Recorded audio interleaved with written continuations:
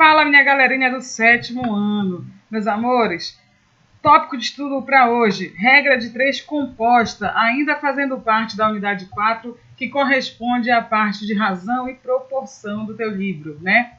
Essa parte que nos interessa hoje é da página 143 e vai até a 145, sendo que a 146 já é a atividade proposta para você, tá? Lembrando que, gente, todo o conteúdo desse slide ele é exclusivo do teu livro didático, tá? Então, não precisa estar se preocupando, tá, em anotar muitas coisas, em observação, já que tudo tem lá no teu material, tudo bem? Só basta fazer as esqueminhas lá e, de preferência, é claro, resolver todas as questões no teu caderno, tudo bem? Que na hora certa a gente vai estar fazendo as correções, né, desse teu material assim que nós retornarmos, se Deus quiser, em agosto. Tudo bem, gente? Então acompanhe aqui comigo e bora lá. Então olha só. Primeiramente é interessante que a gente saiba o que vem a ser a regra de 3 composta, né? Se você viu o vídeo anterior que foi sobre regra de 3, a gente conversou o quê? Que a regra de 3 ela sempre é aquele tipo de assunto dentro da matemática que ele te dá 3 valores e quer que você ache um quarto, né? É por isso que o nome é regra de 3. E esse quarto valor ele é achado sempre a partir de uma equiparação, né? De uma comparação entre 2 grandezas. Essa grandeza elas têm que estar sempre em consonância. Às vezes elas são consideradas grandezas diretamente proporcional, quando eu percebo que tem, né, um aumento, uma redução dessas grandezas simultaneamente. E também pode ter, né, o caso em que as grandezas são consideradas inversas, de quando eu percebo que uma aumenta e a outra diminui, ou vice-versa, que é quando uma diminui e a outra aumenta, fazendo com que isso, as razões sejam consideradas inversas dentro da matemática, e na hora de resolver a gente precisa fazer o quê? A troca, né, da razão, justamente para que eu consiga resolver esse tipo de situação, tá? Legal, perfeito. Professora, mas e quando é que vai ser composta? Pois é, que seja interessante. Na regra de 3, a gente considera ela de simples, porque você trabalha com 2 variáveis. Tempo, velocidade, distância, né, número de operários, enfim, várias situações, mas sempre comparando de 2 em 2.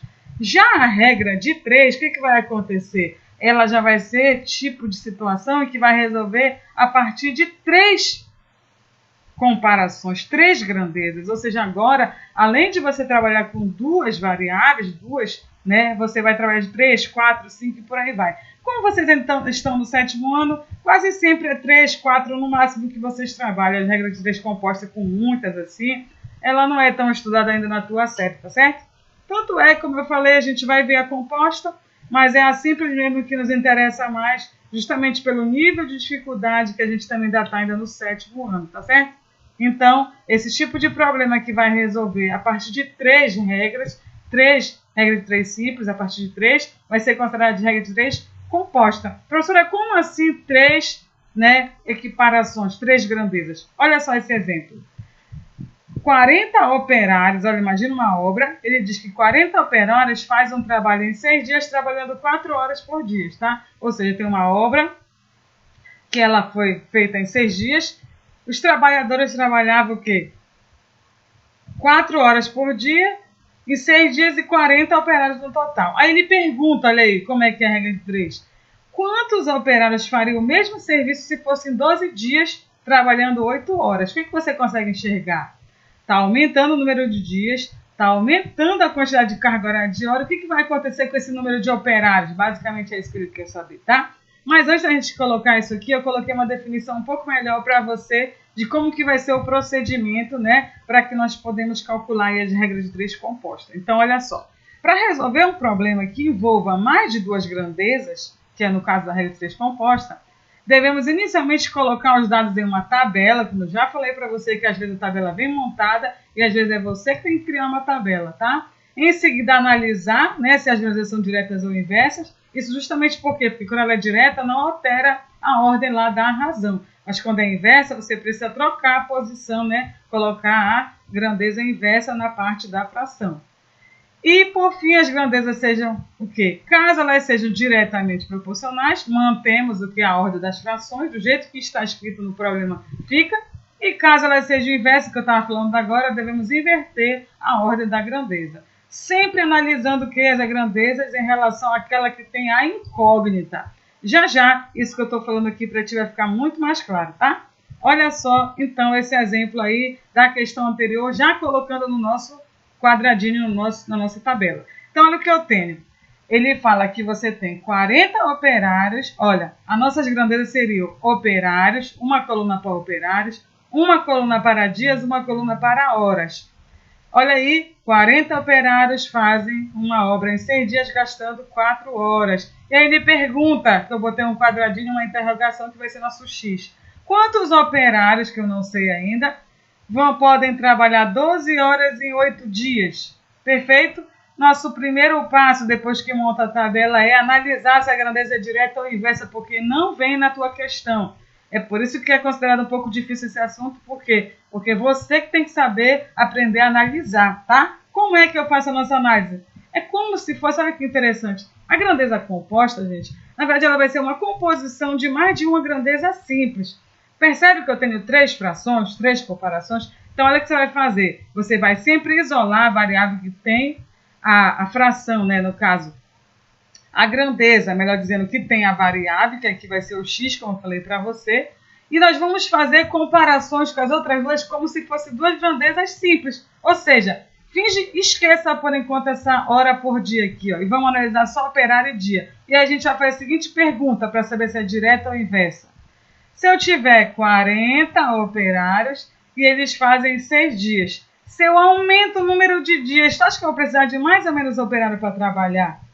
Pode perceber, se eu aumentar o número de dias, eu não tenho tanta pressa, então quer dizer que pode reduzir o número de operários, sim ou não? Então, se eu aumentar o número de dias, eu posso diminuir o número de operários, já que eu não preciso de ter tanta pressa, certo?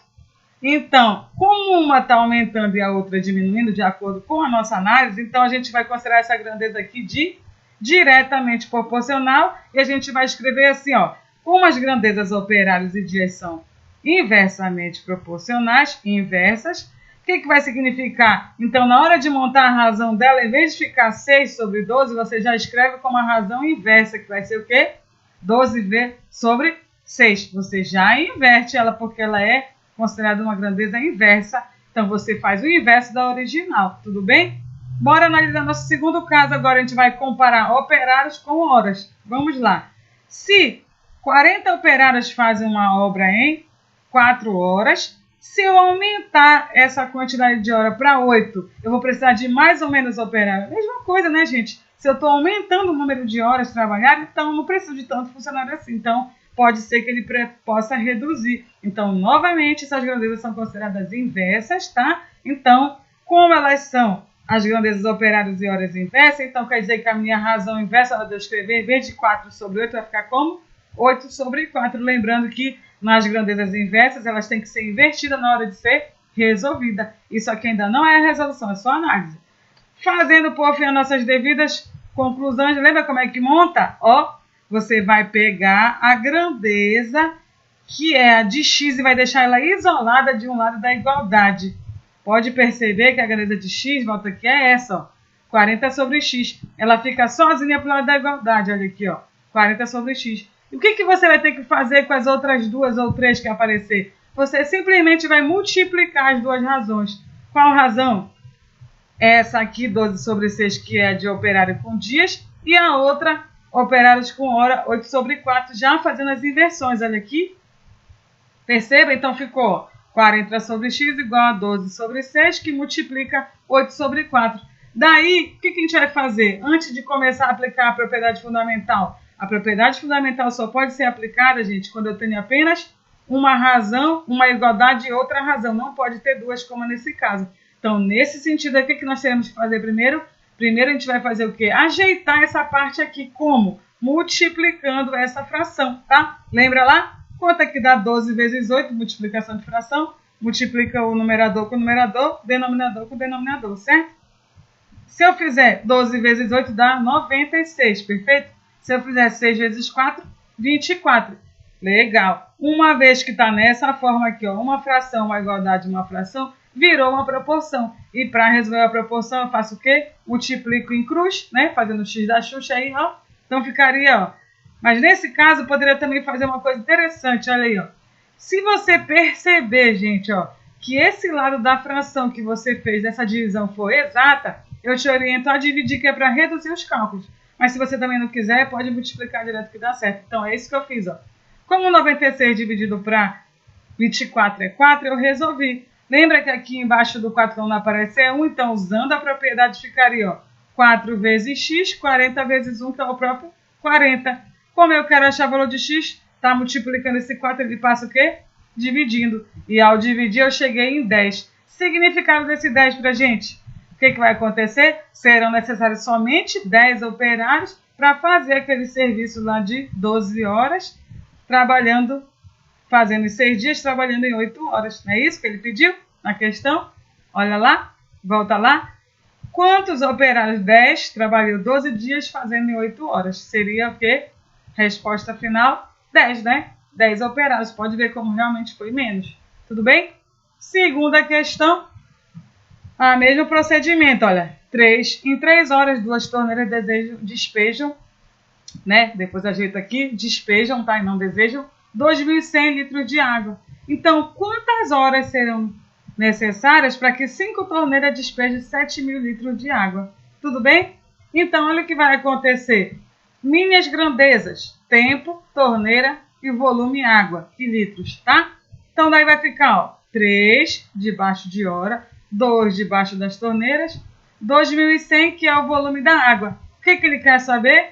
O tempo, então, x, ou um quadradinho, qualquer coisa que vai significar o x, 5 torneiras e 7.000 litros.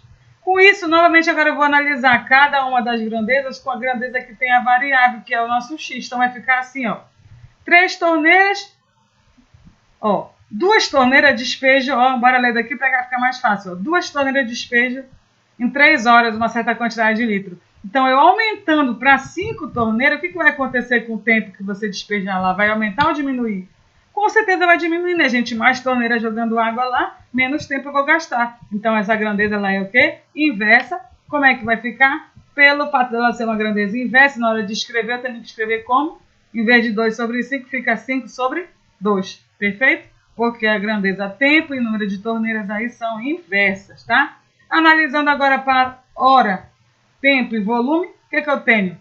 Em 3 horas ela despeja 2.100 litros. Então, 7.000 litros vai precisar de mais ou menos hora para despejar. Com certeza mais tempo, né? Que são mais de água que está gastando. Então, nesse caso aqui, as grandezas que eu estou comparando, ela é direta. Se dizer que elas são diretas, qual é o significado? Lembra lá? Como elas são diretas, a fração permanece do jeito que está. Como é 2.100 por 700, continua 2.100 para 700. O que eu quero que você perceba, gente? Só tem a troca da fração se ela for inversa, tudo bem? Agora, para resolver o que eu faço? Isolo a variável com x, tudo bem? Então, vai ficar como? Olha aí, ó, 3 sobre x isolado, e as outras duas eu só faço multiplicar. 5 sobre 2 vezes 2.100 por 7.000, certo? Aqui dá para fazer o que antes de multiplicar? Dá para cortar esses dois zeros. E aí a conta fica, ó, 3 sobre x, 5 vezes 21, que se você fizer dá 105, 2 vezes 70, que dá 140. Agora sim eu posso multiplicar usando a propriedade fundamental. Ficaria o quê? 105 vezes x, 3 vezes 140. Ao fazer a multiplicação de 3 vezes 140 dá 420. E quando eu quiser achar o valor de x, está multiplicando, passa dividindo, eu chego no resultado de x igual a 4. O que significa esse 4, professora? Vai ser justamente o tempo, ó, que 5 torneiras vão despejar 7.000 litros, tá? Que eu já vou fazer essa alteração aqui, porque ficou o número errado. Só um momento. Ok, então, voltando aí, gente, o que significa, hein? O que significa esse x igual a 4 aí pra gente? Vai ser o quê? Vai ser a quantidade de horas, o que 5 torneiras despejarão 7.000 litros. Fazendo a correção lá, que estava 7.500, mas foi um erro de digitação que eu já ajeitei para você. Tudo bem, gente? Então, galera, com isso eu quero que você vá lá na página 146. Só são apenas 4 ou 5 exercícios que tem. Tenta lá, tenta fazer, tá? E na próxima, no próximo vídeo, no próximo slide ou na forma de PDF, vou estar mandando para você a correção dessa atividade, tá? Fechando aí o nosso capítulo correspondente a razões e proporções, tá certo, gente? Então é isso, galerinha. Um grande abraço, segue teus estudos aí e até a próxima. Tchau, tchau.